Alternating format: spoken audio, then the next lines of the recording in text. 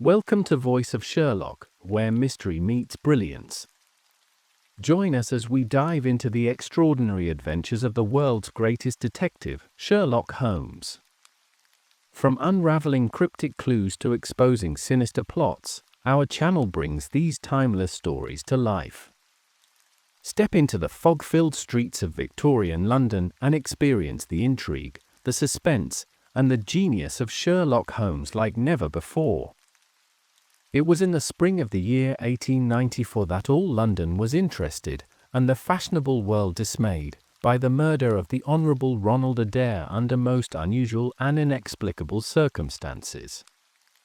The public has already learned those particulars of the crime which came out in the police investigation, but a good deal was suppressed upon that occasion, since the case for the prosecution was so overwhelmingly strong that it was not necessary to bring forward all the facts. Only now, at the end of nearly 10 years, am I allowed to supply those missing links which make up the whole of that remarkable chain. The crime was of interest in itself, but that interest was as nothing to me compared to the inconceivable sequel, which afforded me the greatest shock and surprise of any event in my adventurous life. Even now, after this long interval, I find myself thrilling as I think of it, and feeling once more that sudden flood of joy, amazement, and incredulity which utterly submerged my mind. Let me say to that public, which has shown some interest in those glimpses which I have occasionally given them of the thoughts and actions of a very remarkable man, that they are not to blame me if I have not shared my knowledge with them, for I should have considered it my first duty to have done so had I not been barred by a positive prohibition from his own lips, which was only withdrawn upon the 3rd of last month. It can be imagined that my close intimacy with Sherlock Holmes had interested me deeply in crime, and that after his disappearance I never failed to read with care the various problems which came before the public, and I even attempted more than once for my own private satisfaction to employ his methods in their solution, though with indifferent success. There was none, however, which appealed to me like this tragedy of Ronald Adair. As I read the evidence at the inquest, which led up to a verdict of willful murder against some person or persons unknown, I realized more clearly than I had ever done the loss which the community had sustained by the death of Sherlock Holmes. There were points about this strange business which would, I was sure, have specially appealed to him, and the efforts of the police would have been supplemented, or more probably anticipated, by the trained observation and the alert mind of the first criminal agent in Europe. All day as I drove upon my round I turned over the case in my mind, and found no explanation which appeared to me to be adequate. At the risk of telling a twice-told tale, I will recapitulate the facts as they were known to the public at the conclusion of the inquest. The Honourable Ronald Adair was the second son of the Earl of Maynooth, at that time governor of one of the Australian colonies. Adair's mother had returned from Australia to undergo the operation for cataract, and she, her son Ronald, and her daughter Hilda were living together at 427, Park Lane.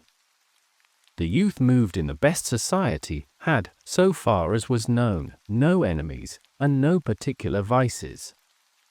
He had been engaged to Miss Edith Woodley, of Carstairs, but the engagement had been broken off by mutual consent some months before, and there was no sign that it had left any very profound feeling behind it. For the rest, the man's life moved in a narrow and conventional circle, for his habits were quiet and his nature unemotional.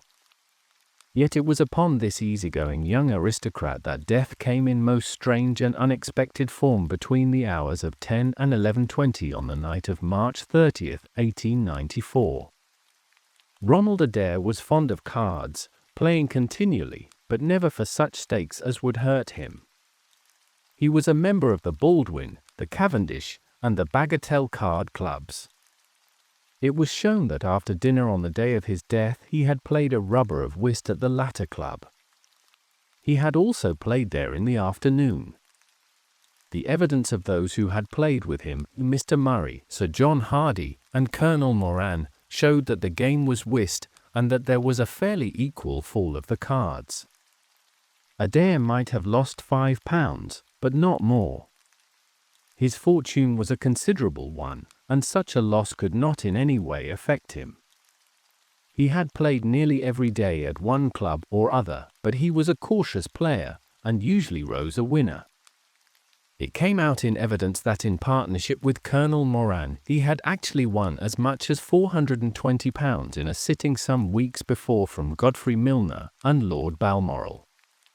So much for his recent history as it came out at the inquest. On the evening of the crime he returned from the club exactly at 10. His mother and sister were out spending the evening with a relation. The servant deposed that she heard him enter the front room on the second floor, generally used as his sitting room. She had lit a fire there, and as it smoked she had opened the window. No sound was heard from the room until 11:20, the hour of the return of Lady Maynooth and her daughter. Desiring to say good night, she had attempted to enter her son's room. The door was locked on the inside, and no answer could be got to their cries and knocking. Help was obtained and the door forced. The unfortunate young man was found lying near the table. His head had been horribly mutilated by an expanding revolver bullet, but no weapon of any sort was to be found in the room.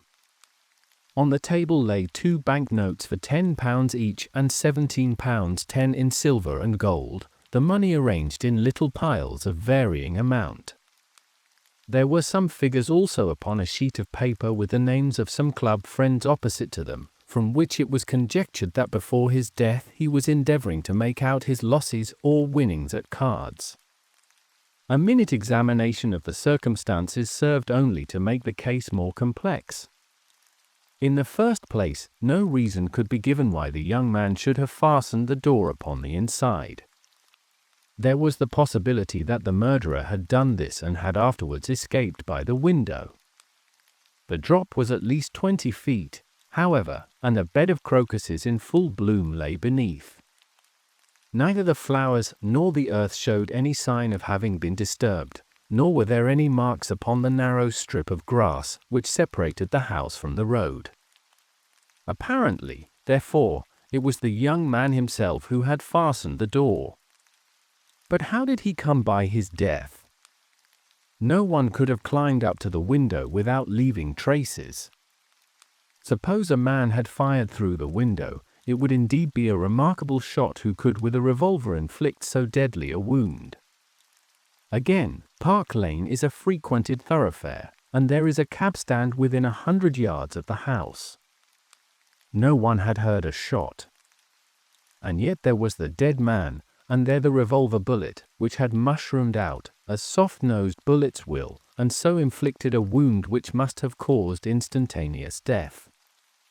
Such were the circumstances of the Park Lane mystery, which were further complicated by entire absence of motive, since, as I have said, young Adair was not known to have any enemy, and no attempt had been made to remove the money or valuables in the room. All day I turned these facts over in my mind, endeavouring to hit upon some theory which could reconcile them all, and to find that line of least resistance which my poor friend had declared to be the starting point of every investigation. I confess that I made little progress. In the evening I strolled across the park, and found myself about 6 o'clock at the Oxford Street end of Park Lane. A group of loafers upon the pavements, all staring up at a particular window, directed me to the house which I had come to see. A tall, thin man with coloured glasses, whom I strongly suspected of being a plainclothes detective, was pointing out some theory of his own, while the others crowded round to listen to what he said. I got as near him as I could, but his observation seemed to me to be absurd, so I withdrew again in some disgust. As I did so I struck against an elderly deformed man, who had been behind me, and I knocked down several books which he was carrying.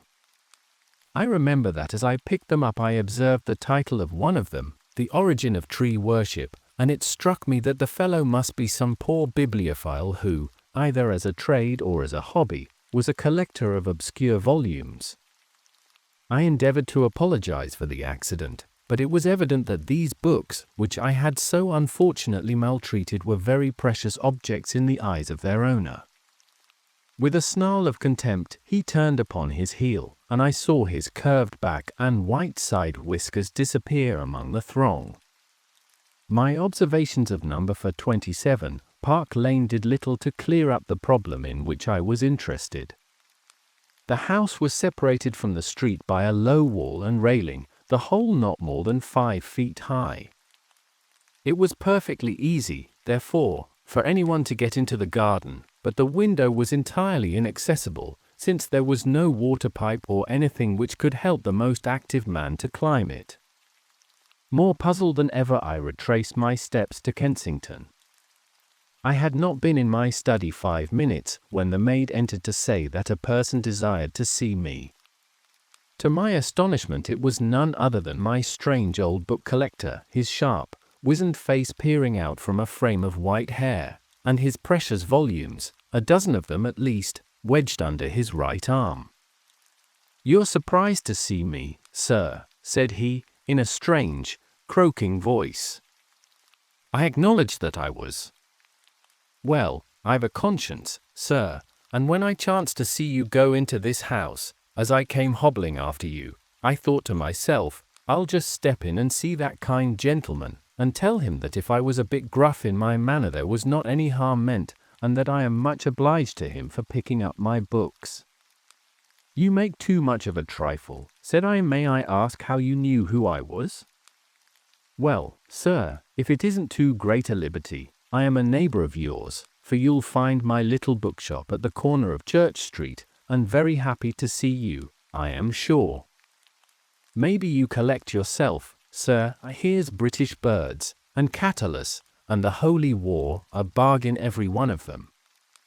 With 5 volumes you could just fill the gap on that second shelf. It looks untidy, does it not, sir?" I moved my head to look at the cabinet behind me. When I turned again, Sherlock Holmes was standing smiling at me across my study table. I rose to my feet, stared at him for some seconds in utter amazement, and then it appears that I must have fainted for the first and the last time in my life. Certainly a grey mist swirled before my eyes, and when it cleared I found my collar ends undone and the tingling aftertaste of brandy upon my lips. Holmes was bending over my chair, his flask in his hand. "My dear Watson," said the well-remembered voice, "I owe you 1,000 apologies. I had no idea that you would be so affected." I gripped him by the arm. "Holmes," I cried, "is it really you? Can it indeed be that you are alive? Is it possible that you succeeded in climbing out of that awful abyss?" "Wait a moment," said he. "Are you sure that you are really fit to discuss things? I have given you a serious shock by my unnecessarily dramatic reappearance. I am all right, but indeed, Holmes, I can hardly believe my eyes. Good heavens, to think that you of all men, should be standing in my study." Again I gripped him by the sleeve and felt the thin, sinewy arm beneath it. "Well, you're not a spirit, anyhow," said I. "My dear chap, I am overjoyed to see you.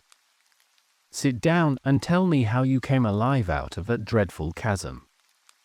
He sat opposite to me and lit a cigarette in his old nonchalant manner. He was dressed in the seedy frock coat of the book merchant, but the rest of that individual lay in a pile of white hair and old books upon the table. Holmes looked even thinner and keener than of old, but there was a dead-white tinge in his aquiline face which told me that his life recently had not been a healthy one. "I am glad to stretch myself, Watson," said he. "It is no joke when a tall man has to take a foot off his stature for several hours on end. Now, my dear fellow, in the matter of these explanations we have, if I may ask for your cooperation, a hard and dangerous night's work in front of us. Perhaps it would be better if I gave you an account of the whole situation when that work is finished. I am full of curiosity. I should much prefer to hear now." You'll come with me tonight? When you like and where you like. This is indeed like the old days. We shall have time for a mouthful of dinner before we need go. Well, then, about that chasm. I had no serious difficulty in getting out of it, for the very simple reason that I never was in it. You never were in it? No, Watson, I never was in it. My note to you was absolutely genuine.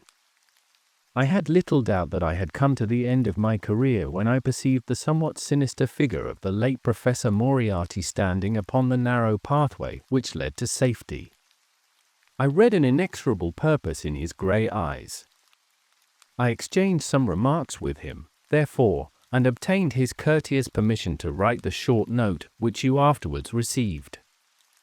I left it with my cigarette box and my stick, and I walked along the pathway, Moriarty still at my heels. When I reached the end, I stood at bay. He drew no weapon, but he rushed at me and threw his long arms around me. He knew that his own game was up, and was only anxious to revenge himself upon me. We tottered together upon the brink of the fall. I have some knowledge, however, of Baritsu, or the Japanese system of wrestling, which has more than once been very useful to me. I slipped through his grip, and he with a horrible scream kicked madly for a few seconds and clawed the air with both his hands. But for all his efforts he could not get his balance, and over he went. With my face over the brink I saw him fall for a long way. Then he struck a rock, bounded off, and splashed into the water. I listened with amazement to this explanation, which Holmes delivered between the puffs of his cigarette. But the tracks! I cried. I saw with my own eyes that two went down the path and none returned. It came about in this way. The instant that the professor had disappeared, it struck me what a really extraordinarily lucky chance fate had placed in my way. I knew that Moriarty was not the only man who had sworn my death. There were at least 3 others whose desire for vengeance upon me would only be increased by the death of their leader. They were all most dangerous men. One or other would certainly get me. On the other hand, if all the world was convinced that I was dead, they would take liberties. These men, they would lay themselves open, and sooner or later I could destroy them. Then it would be time for me to announce that I was still in the land of the living. So rapidly does the brain act that I believe I had thought this all out before Professor Moriarty had reached the bottom of the Reichenbach Fall. I stood up and examined the rocky wall behind me. In your picturesque account of the matter, which I read with great interest some months later, you assert that the wall was sheer. This was not literally true. A few small footholds presented themselves, and there was some indication of a ledge. The cliff is so high that to climb it all was an obvious impossibility, and it was equally impossible to make my way along the wet path without leaving some tracks. I might, it is true, have reversed my boots, as I have done on similar occasions, but the sight of 3 sets of tracks in one direction would certainly have suggested a deception. On the whole, then, it was best that I should risk the climb. It was not a pleasant business, Watson. The fall roared beneath me. I am not a fanciful person, but I give you my word that I seemed to hear Moriarty's voice screaming at me out of the abyss. A mistake would have been fatal. More than once, as tufts of grass came out in my hand or my foot slipped in the wet notches of the rock, I thought that I was gone. But I struggled upwards, and at last I reached a ledge several feet deep and covered with soft green moss, where I could lie unseen in the most perfect comfort. There I was stretched when you, my dear Watson, and all your following were investigating in the most sympathetic and inefficient manner the circumstances of my death. At last, when you had all formed your inevitable and totally erroneous conclusions, you departed for the hotel and I was left alone. I had imagined that I had reached the end of my adventures, but a very unexpected occurrence showed me that there were surprises still in store for me. A huge rock, falling from above, boomed past me, struck the path, and bounded over into the chasm. For an instant I thought that it was an accident, but a moment later, looking up, I saw a man's head against the darkening sky, and another stone struck the very ledge upon which I was stretched, within a foot of my head. Of course, the meaning of this was obvious. Moriarty had not been alone. A confederate, and even that one glance had told me how dangerous a man that confederate was, had kept guard while the professor had attacked me. From a distance, unseen by me, he had been a witness of his friend's death and of my escape. He had waited, and then, making his way round to the top of the cliff, he had endeavored to succeed where his comrade had failed. I did not take long to think about it, Watson. Again I saw that grim face look over the cliff, and I knew that it was the precursor of another stone. I scrambled down onto the path. I don't think I could have done it in cold blood. It was 100 times more difficult than getting up. But I had no time to think of the danger, for another stone sang past me as I hung by my hands from the edge of the ledge. Halfway down I slipped, but by the blessing of God I landed, torn and bleeding, upon the path. I took to my heels, did 10 miles over the mountains in the darkness, and a week later I found myself in Florence with the certainty that no one in the world knew what had become of me. I had only one confidant, my brother Mycroft. I owe you many apologies, my dear Watson, but it was all important that it should be thought I was dead, and it is quite certain that you would not have written so convincing an account of my unhappy end had you not yourself thought that it was true. Several times during the last 3 years I have taken up my pen to write to you, but always I feared lest your affectionate regard for me should tempt you to some indiscretion which would betray my secret. For that reason I turned away from you this evening when you upset my books, for I was in danger at the time, and any show of surprise and emotion upon your part might have drawn attention to my identity and led to the most deplorable and irreparable results.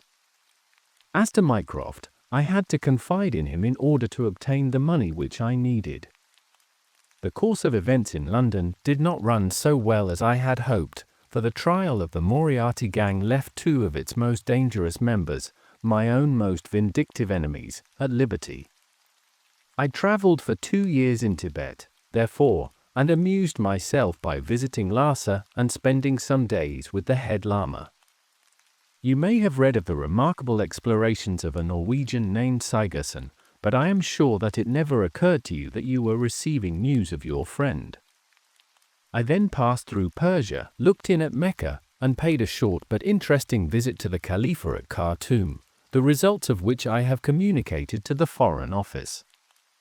Returning to France, I spent some months in a research into the coal tar derivatives, which I conducted in a laboratory at Montpellier, in the south of France.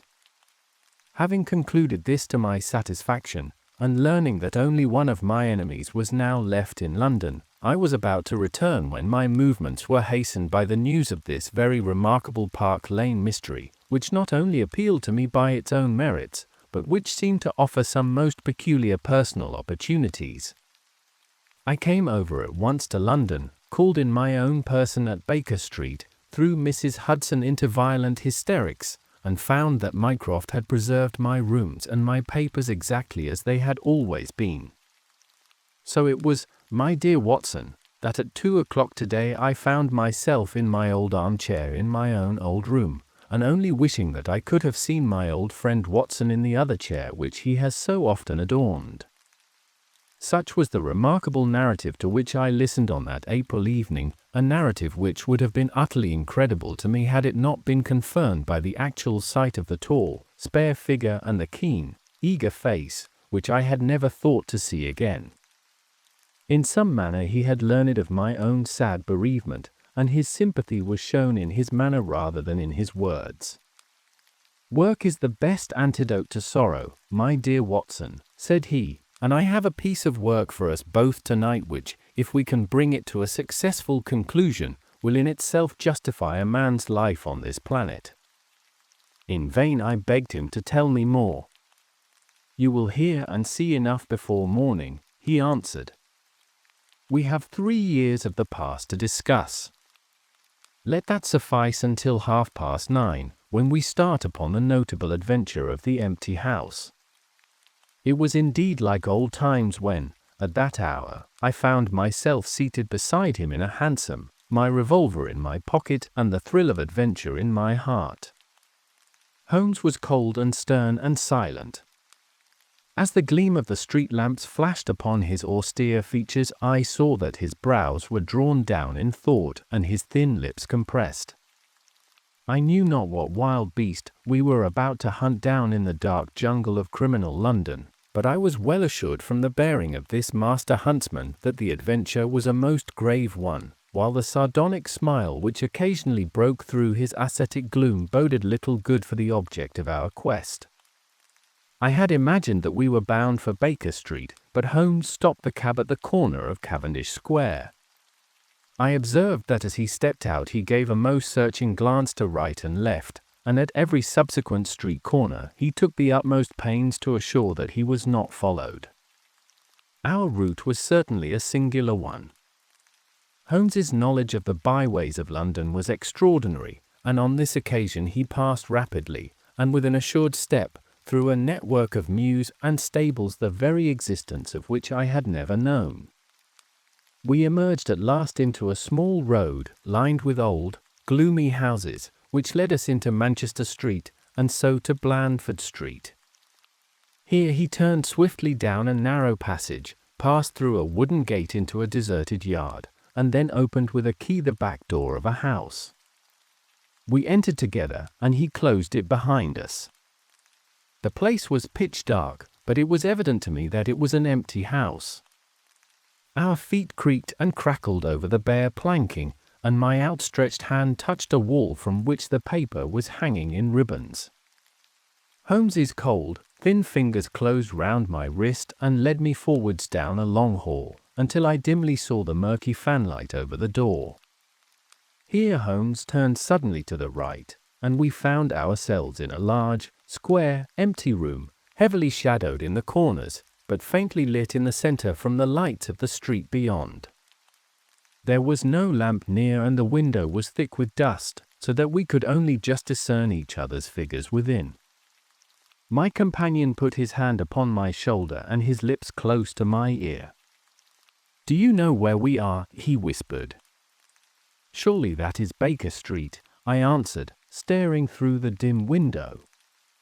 "Exactly. We are in Camden House, which stands opposite to our own old quarters." "But why are we here?" "Because it commands so excellent a view of that picturesque pile. Might I trouble you, my dear Watson, to draw a little nearer to the window, taking every precaution not to show yourself, and then to look up at our old rooms, the starting point of so many of our little adventures? We will see if my 3 years of absence have entirely taken away my power to surprise you." I crept forward and looked across at the familiar window. As my eyes fell upon it, I gave a gasp and a cry of amazement. The blind was down and a strong light was burning in the room.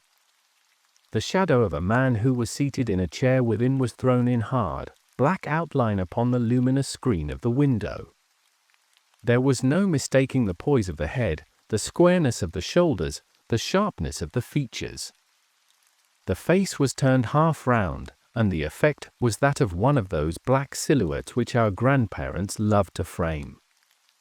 It was a perfect reproduction of Holmes. So amazed was I that I threw out my hand to make sure that the man himself was standing beside me. He was quivering with silent laughter. "Well," said he. "Good heavens!" I cried. "It is marvelous! I trust that age doth not wither nor custom stale my infinite variety," said he, and I recognized in his voice the joy and pride which the artist takes in his own creation. "It really is rather like me, is it not?" I should be prepared to swear that it was you. The credit of the execution is due to Monsieur Oscar Meunier of Grenoble, who spent some days in doing the moulding. It is a bust in wax. The rest I arranged myself during my visit to Baker Street this afternoon. But why? Because, my dear Watson, I had the strongest possible reason for wishing certain people to think that I was there when I was really elsewhere. And you thought the rooms were watched? I knew that they were watched. By whom? By my old enemies, Watson. By the charming society whose leader lies in the Reichenbach Fall. You must remember that they knew, and only they knew, that I was still alive. Sooner or later they believed that I should come back to my rooms. They watched them continuously, and this morning they saw me arrive. How do you know? Because I recognized their sentinel when I glanced out of my window.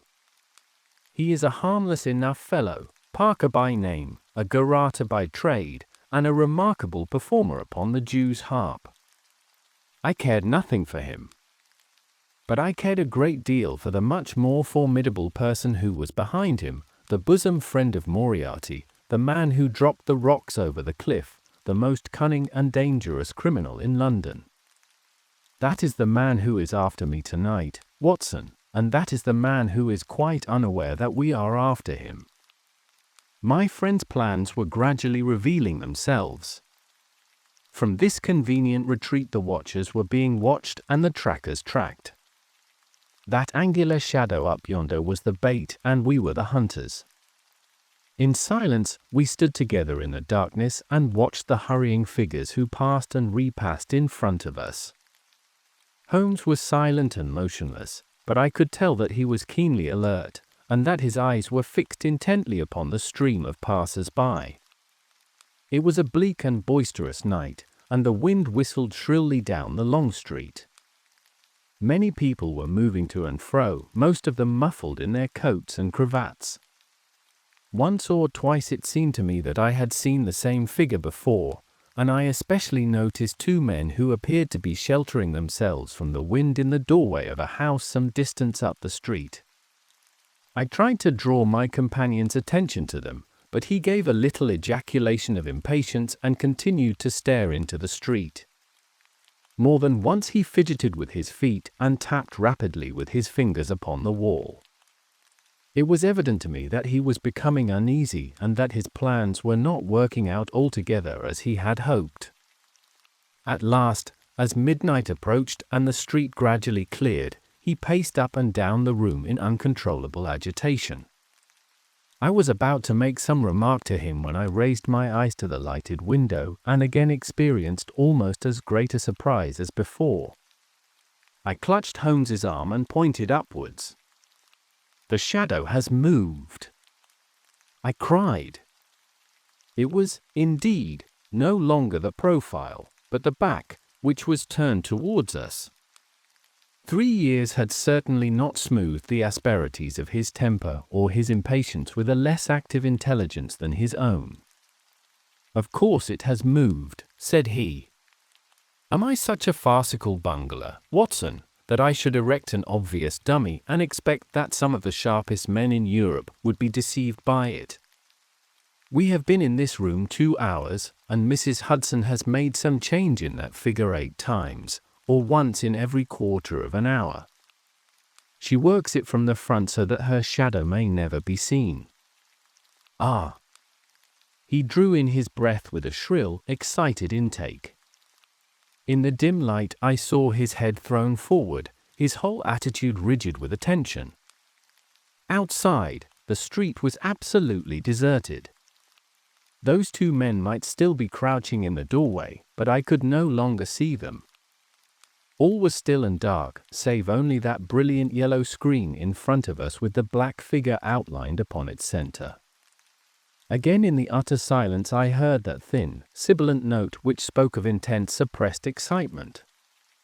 An instant later he pulled me back into the blackest corner of the room, and I felt his warning hand upon my lips. The fingers which clutched me were quivering.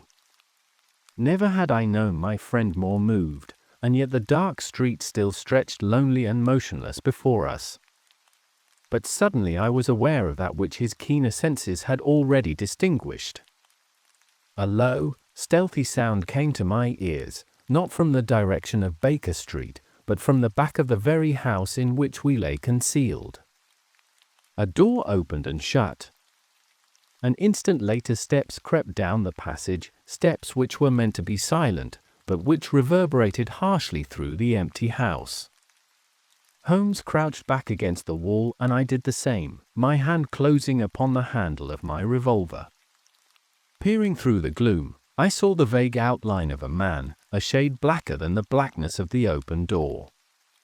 He stood for an instant, and then he crept forward, crouching, menacing, into the room. He was within 3 yards of us, this sinister figure, and I had braced myself to meet his spring before I realized that he had no idea of our presence. He passed close beside us, stole over to the window, and very softly and noiselessly raised it for half a foot. As he sank to the level of this opening, the light of the street, no longer dimmed by the dusty glass, fell full upon his face. The man seemed to be beside himself with excitement. His 2 eyes shone like stars, and his features were working convulsively. He was an elderly man, with a thin, projecting nose, a high, bald forehead, and a huge grizzled moustache. An opera hat was pushed to the back of his head, and an evening dress shirt front gleamed out through his open overcoat. His face was gaunt and swarthy, scored with deep, savage lines. In his hand he carried what appeared to be a stick, but as he laid it down upon the floor it gave a metallic clang. Then from the pocket of his overcoat he drew a bulky object, and he busied himself in some task which ended with a loud, sharp click, as if a spring or bolt had fallen into its place. Still kneeling upon the floor, he bent forward and threw all his weight and strength upon some lever, with the result that there came a long, whirling, grinding noise, ending once more in a powerful click. He straightened himself then, and I saw that what he held in his hand was a sort of gun, with a curiously misshapen butt. He opened it at the breech, put something in, and snapped the breech block. Then, crouching down, he rested the end of the barrel upon the ledge of the open window, and I saw his long moustache droop over the stock and his eye gleam as it peered along the sights. I heard a little sigh of satisfaction as he cuddled the butt into his shoulder and saw that amazing target, the black man on the yellow ground, standing clear at the end of his foresight. For an instant he was rigid and motionless. Then his finger tightened on the trigger. There was a strange, loud whiz and a long, silvery tinkle of broken glass. At that instant Holmes sprang like a tiger onto the marksman's back and hurled him flat upon his face. He was up again in a moment, and with convulsive strength he seized Holmes by the throat, but I struck him on the head with the butt of my revolver, and he dropped again upon the floor. I fell upon him, and as I held him my comrade blew a shrill call upon a whistle. There was the clatter of running feet upon the pavement, and 2 policemen in uniform, with 1 plainclothes detective, rushed through the front entrance and into the room. "That you, Lestrade?" said Holmes. "Yes, Mr. Holmes. I took the job myself. It's good to see you back in London, sir. I think you want a little unofficial help. 3 undetected murders in 1 year won't do, Lestrade. But you handled the Molisi mystery with less than your usual, that's to say, you handled it fairly well. We had all risen to our feet, our prisoner breathing hard, with a stalwart constable on each side of him. Already a few loiterers had begun to collect in the street. Holmes stepped up to the window, closed it, and dropped the blinds. Lestrade had produced 2 candles, and the policemen had uncovered their lanterns. I was able at last to have a good look at our prisoner. It was a tremendously virile and yet sinister face which was turned towards us. With the brow of a philosopher above and the jaw of a sensualist below, the man must have started with great capacities for good or for evil. But one could not look upon his cruel blue eyes, with their drooping, cynical lids, or upon the fierce, aggressive nose and the threatening, deep-lined brow, without reading nature's plainest danger signals.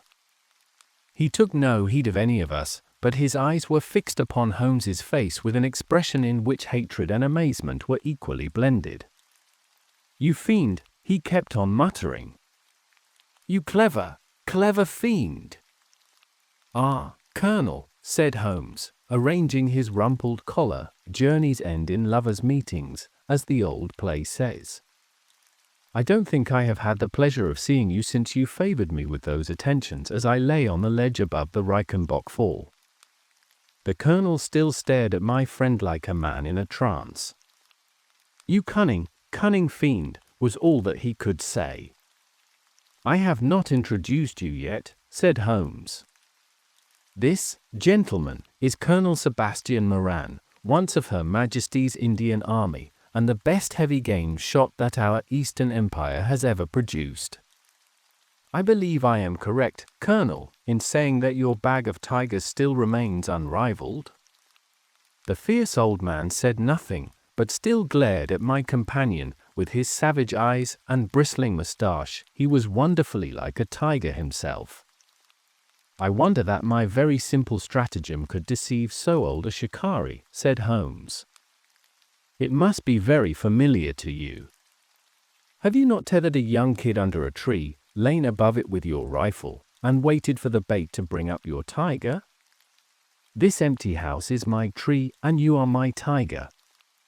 You have possibly had other guns in reserve in case there should be several tigers, or in the unlikely supposition of your own aim failing you. These," he pointed around, "are my other guns." The parallel is exact. Colonel Moran sprang forward, with a snarl of rage, but the constables dragged him back. The fury upon his face was terrible to look at. "I confess that you had one small surprise for me," said Holmes. "I did not anticipate that you would yourself make use of this empty house and this convenient front window. I had imagined you as operating from the street, where my friend Lestrade and his merry men were awaiting you. With that exception, all has gone as I expected." Colonel Moran turned to the official detective. "You may or may not have just cause for arresting me," said he, "but at least there can be no reason why I should submit to the gibes of this person. If I am in the hands of the law, let things be done in a legal way." "Well, that's reasonable enough," said Lestrade. "Nothing further you have to say, Mr. Holmes, before we go?" Holmes had picked up the powerful airgun from the floor and was examining its mechanism. "An admirable and unique weapon," said he, "noiseless and of tremendous power. I knew von Herder, the blind German mechanic, who constructed it to the order of the late Professor Moriarty. For years I have been aware of its existence, though I have never before had the opportunity of handling it. I commend it very specially to your attention, Lestrade, and also the bullets which fit it." "You can trust us to look after that, Mr. Holmes," said Lestrade, as the whole party moved towards the door. "Anything further to say?" "Only to ask what charge you intend to prefer." "What charge, sir?" "Why, of course, the attempted murder of Mr. Sherlock Holmes." "Not so, Lestrade. I do not propose to appear in the matter at all. To you, and to you only, belongs the credit of the remarkable arrest which you have effected.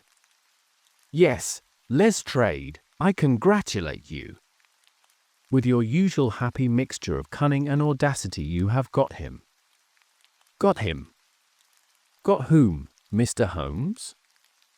"The man that the whole force has been seeking in vain, Colonel Sebastian Moran, who shot the Honourable Ronald Adair with an expanding bullet from an airgun through the open window of the second floor front of number 27, Park Lane, upon the 30th of last month." That's the charge, Lestrade.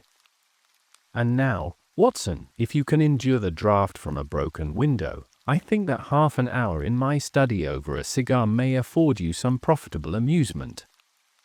Our old chambers had been left unchanged through the supervision of Mycroft Holmes and the immediate care of Mrs. Hudson. As I entered I saw, it is true, an unwonted tidiness, but the old landmarks were all in their place. There were the chemical corner and the acid-stained, deal-top table. There upon a shelf was the row of formidable scrapbooks and books of reference which many of our fellow citizens would have been so glad to burn. The diagrams, the violin case, and the pipe rack, even the Persian slipper which contained the tobacco, all met my eyes as I glanced round me. There were two occupants of the room, one Mrs. Hudson, who beamed upon us both as we entered, the other the strange dummy which had played so important a part in the evening's adventures. It was a wax-coloured model of my friend, so admirably done that it was a perfect facsimile.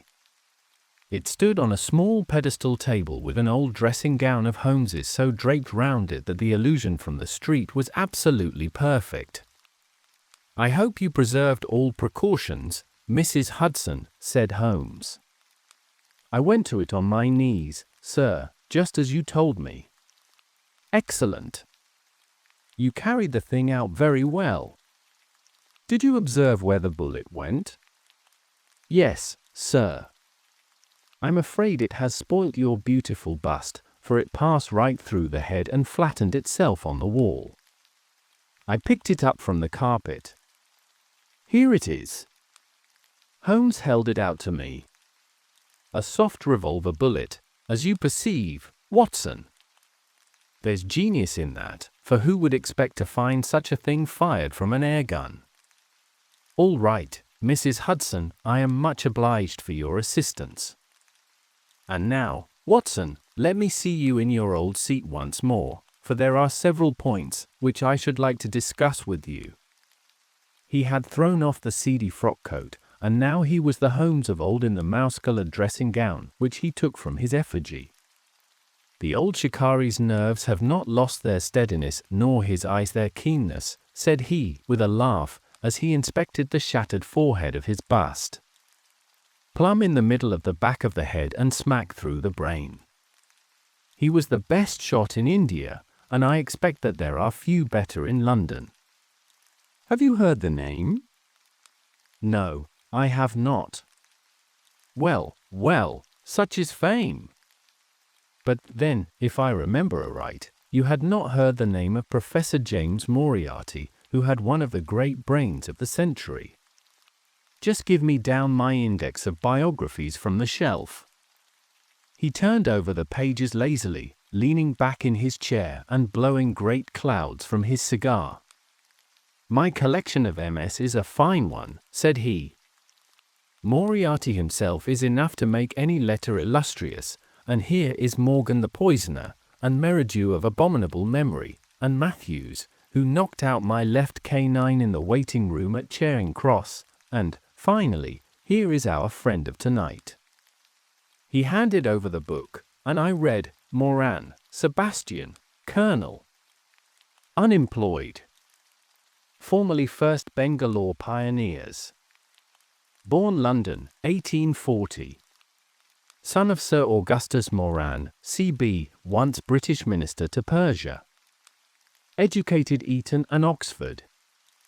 Served in Jawaki Campaign, Afghan Campaign, Charasayab, Dispatches, Sherpa, and Kabul. Author of Heavy Game of the Western Himalayas, 1881, 3 Months in the Jungle, 1884. Address, Conduit Street. Clubs, the Anglo-Indian, the Tankerville, the Bagatelle Card Club. On the margin was written, in Holmes's precise hand, "The second most dangerous man in London." "This is astonishing," said I, as I handed back the volume. "The man's career is that of an honourable soldier." "It is true," Holmes answered. "Up to a certain point he did well. He was always a man of iron nerve, and the story is still told in India how he crawled down a drain after a wounded man-eating tiger. There are some trees, Watson, which grow to a certain height and then suddenly develop some unsightly eccentricity. You will see it often in humans. I have a theory that the individual represents in his development the whole procession of his ancestors, and that such a sudden turn to good or evil stands for some strong influence which came into the line of his pedigree. The person becomes, as it were, the epitome of the history of his own family. It is surely rather fanciful. Well, I don't insist upon it. Whatever the cause, Colonel Moran began to go wrong. Without any open scandal, he still made India too hot to hold him. He retired, came to London, and again acquired an evil name. It was at this time that he was sought out by Professor Moriarty, to whom for a time he was chief of the staff. Moriarty supplied him liberally with money and used him only in one or two very high-class jobs which no ordinary criminal could have undertaken. You may have some recollection of the death of Mrs. Stewart of Lauder in 1887. Not? Well, I am sure Moran was at the bottom of it, but nothing could be proved. So cleverly was the colonel concealed that even when the Moriarty gang was broken up we could not incriminate him. You remember at that date, when I called upon you in your rooms, how I put up the shutters for fear of air guns. No doubt you thought me fanciful. I knew exactly what I was doing, for I knew of the existence of this remarkable gun, and I knew also that one of the best shots in the world would be behind it. When we were in Switzerland he followed us with Moriarty, and it was undoubtedly he who gave me that evil 5 minutes on the Reichenbach ledge. You may think that I read the papers with some attention during my sojourn in France, on the lookout for any chance of laying him by the heels. So long as he was free in London my life would really not have been worth living. Night and day the shadow would have been over me, and sooner or later his chance must have come. What could I do? I could not shoot him at sight, or I should myself be in the dock. There was no use appealing to a magistrate. They cannot interfere on the strength of what would appear to them to be a wild suspicion. So I could do nothing. But I watched the criminal news, knowing that sooner or later I should get him. Then came the death of this Ronald Adair. My chance had come at last. Knowing what I did, was it not certain that Colonel Moran had done it? He had played cards with the lad, he had followed him home from the club, he had shot him through the open window. There was not a doubt of it. The bullets alone are enough to put his head in a noose. I came over at once. I was seen by the sentinel, who would, I knew, direct the colonel's attention to my presence. He could not fail to connect my sudden return with his crime and to be terribly alarmed. I was sure that he would make an attempt to get me out of the way at once, and would bring round his murderous weapon for that purpose. I left him an excellent mark in the window, and, having warned the police that they might be needed, by the way, Watson, you spotted their presence in that doorway with unerring accuracy. I took up what seemed to me to be a judicious post for observation, never dreaming that he would choose the same spot for his attack. Now, my dear Watson, does anything remain for me to explain? Yes, said I, you have not made it clear what was Colonel Moran's motive in murdering the Honourable Ronald Adair. Ah! My dear Watson, there we come into those realms of conjecture where the most logical mind may be at fault. Each may form his own hypothesis upon the present evidence, and yours is as likely to be correct as mine. You have formed one, then? I think that it is not difficult to explain the facts. It came out in evidence that Colonel Moran and young Adair had between them won a considerable amount of money. Now, Moran undoubtedly played foul, of that I have long been aware. I believe that on the day of the murder Adair had discovered that Moran was cheating. Very likely he had spoken to him privately, and had threatened to expose him unless he voluntarily resigned his membership of the club and promised not to play cards again. It is unlikely that a youngster like Adair would at once make a hideous scandal by exposing a well-known man so much older than himself. Probably he acted as I suggest. The exclusion from his clubs would mean ruin to Moran, who lived by his ill-gotten card gains.